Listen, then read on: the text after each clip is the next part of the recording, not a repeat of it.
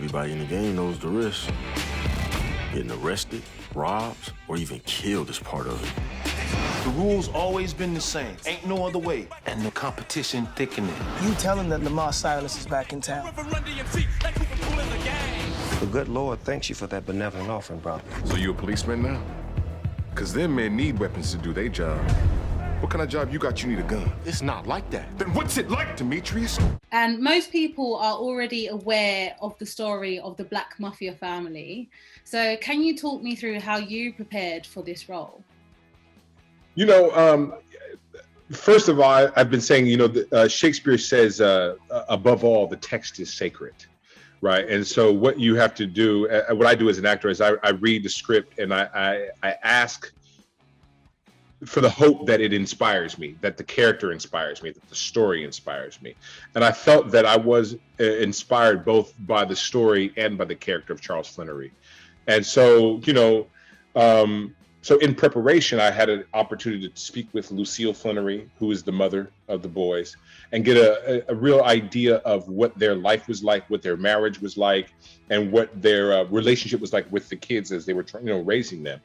And then at the same time, as an actor and as a Black man in America, I bring myself to it, you know, just aspects of how I was raised, my experience with when being a younger person, what my experience was like with elder statesmen, with older men, you know, what their influence was like on me, whether it be men who were like father figures or whether it be men who were in the fast street life, so to speak. And then lastly, you know, the saying goes, there is no right, there is no wrong, there is only truth. Yeah. And I like to think of myself as a truth teller, you know, and so the saying, you can't lie in life and tell the truth on stage. So I try to be honest about what my thoughts are about that time, about who those people were. And my goal is to honor them, you know what I mean? Not to comment on who they are, but to honor them. And so I come in with that kind of energy and let the chips fall where they may and hope the end result is something. So your character, Charles Flenory, he is a man of principles. He sees his son making quick money in the game while he struggles to make ends meet in his honorable 9-to-5. Yes. How does it feel to play a character with such strong morals? It's an honor. And the reason, and I don't want to make it sound like cliche, but the reason why I say that is because I feel that we don't see men like this, Black men like this, being portrayed honorably. Yeah. There's always some comment on them. There's always something that says they've done something wrong, or and what we're saying is, or they've been wronged in a sense by the system, right? I believe they have. I believe Charles has been wronged by the system, but he's not a victim. And I didn't want to portray the character as a victim. I wanted, as you said, he is a hardworking, strong, blue-collar man who is a musician and who's also a man of deep faith. And all he's saying is, these are the cards I was dealt. This is the hand I will play. And I won't complain and I won't cry, holler victim, but I'm going to do the best I can. And see, what's beautiful about it is that his boys are saying, we love and respect you for that, but we can't do that. Yeah. We're of a different time now, and we can't do that. We can't just let that go. We're not going to be victims either, but we're not going to wallow in this mire, in this muck of an unsatisfactory life or lifestyle in their eyes. We're going to do something about it, come hell or high water. And I think that's the difference in the world, in their beliefs, but also their aspirations. And just their surroundings too, because you would think they came from a broken community. They didn't come from a broken home. Yeah. And so it's all about what is influencing them once they leave the house. And, you know, as a parent now, as I've started my kids are now beginning to go to school, it dawned on me that my kids are out of the house now more than they're inside.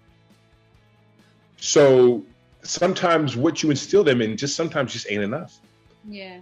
It's what surrounds them. Yeah, that's true. And, you know, speaking of, you know, the family dynamics, we see Meech as kind of this uncontrollable black sheep of the family.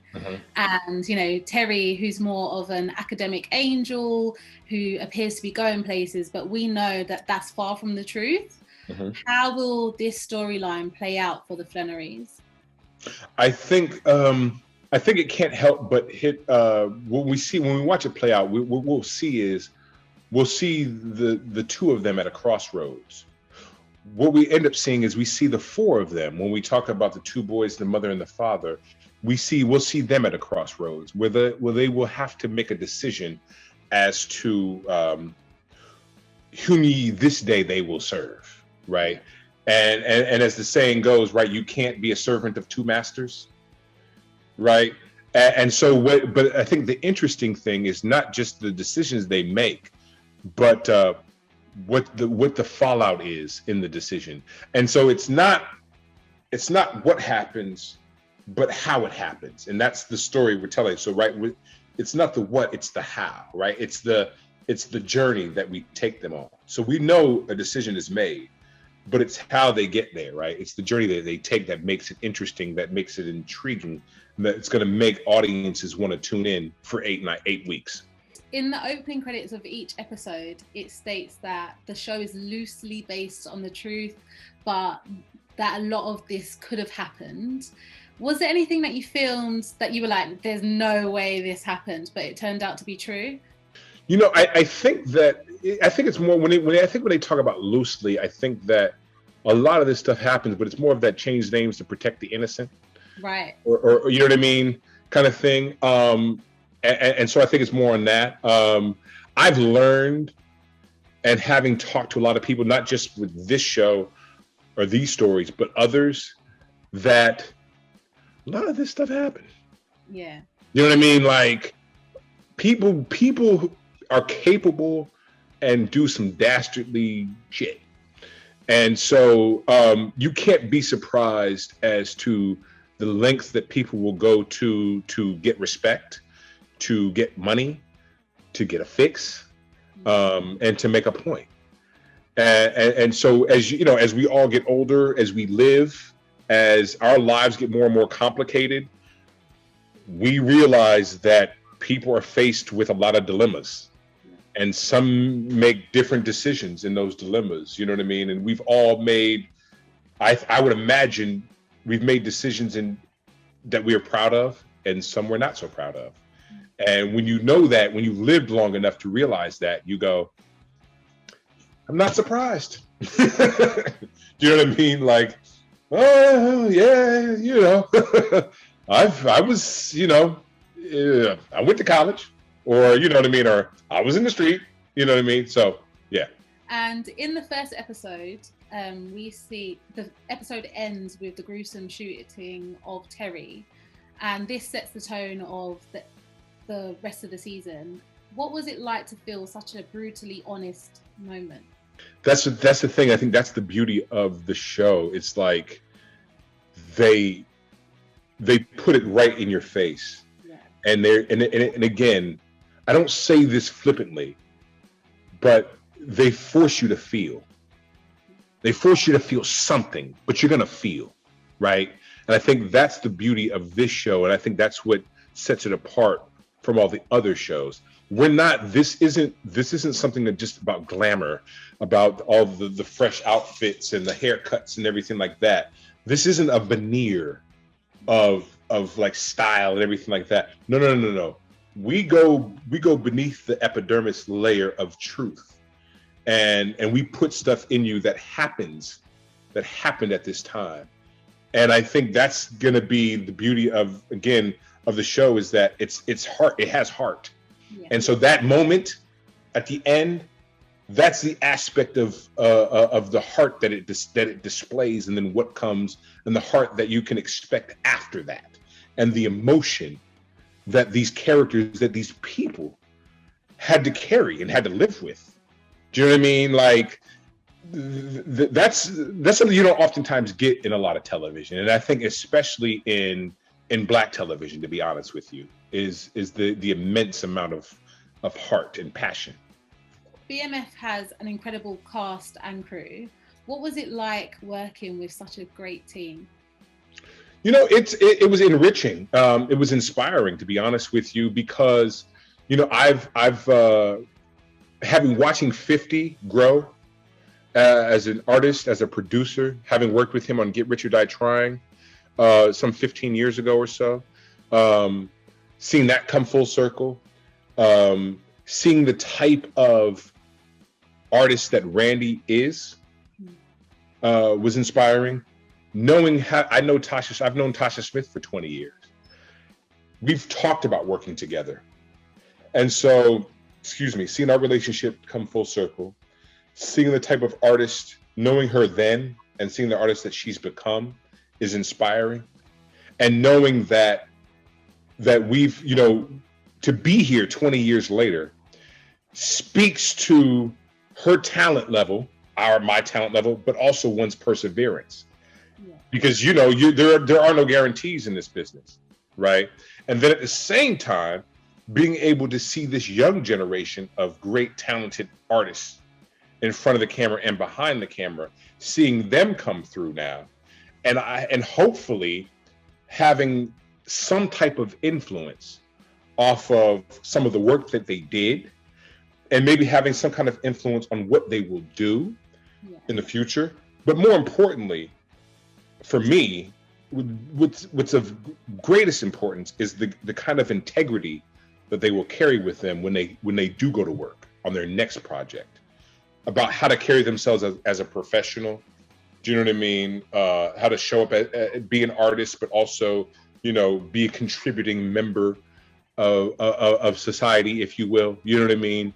And again, I don't mean this in a cliche sense or flippantly, but I really believe that. Do you know what I mean? Like, I really believe that you have to have a certain type of intention when you do things, a certain type of passion, and a certain type of clarity of feeling when you do something, and that's what transcends. That's what audiences pick up.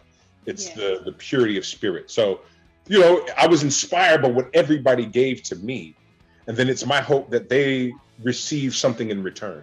So, British actor Eric Kofi Abrefa is a live wire as Lamar on the show. So I'm just wondering, do your paths cross at all? No, but that's a bad motherfucker, boy.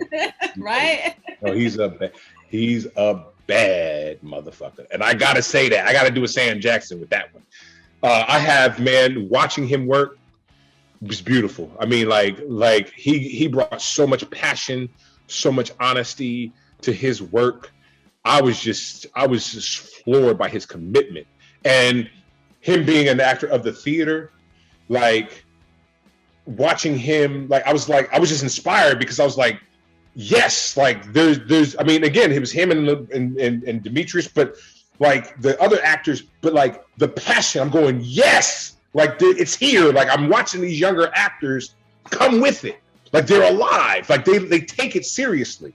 I'm going, all right, you guys are ready. Like, oh yeah, let's go. And it made it easier for me to come to work every day. It made it easier for me to go up to Eric and say, hey man, you killing this shit.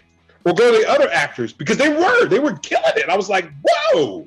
Yeah. Like, wow. So no, I mean, Eric is a breath of fresh air. Eric was just a breath of fresh air. He was dope. Yeah. I mean, everyone's pretty awesome in the show. No, everyone is. But the thing is, the reason why I single him out in that way is because the role it's a very challenging and difficult role, and there's a tightrope that he has to walk. And when you see an actor walking in that tightrope, everybody does a fantastic job. Yeah. But when you see the quote unquote crazy guy walk that tightrope, you go, tip of the cap. Yeah. Tip of the cap. My last question, the story of BMF is fascinating, and one myself and viewers would want to see more of. So would you be up for returning for a second season of BMF? I would be if they would have me. I would consider it an honor and a privilege, to come back for a second season. Yeah, no, but I think that I'm really curious as to what audiences are going to take away from this first season. And I think that what we've done and what 50 has done, and I think what the artists that are assembled, the creators and everybody, I think they've created a story that is one for the ages in terms of it's something for everybody. Yeah. It's you know what I mean, for Black, for white, for people of color, for everybody, because again, they say you get to the universal through the specific. And this is a very specific story with universal themes.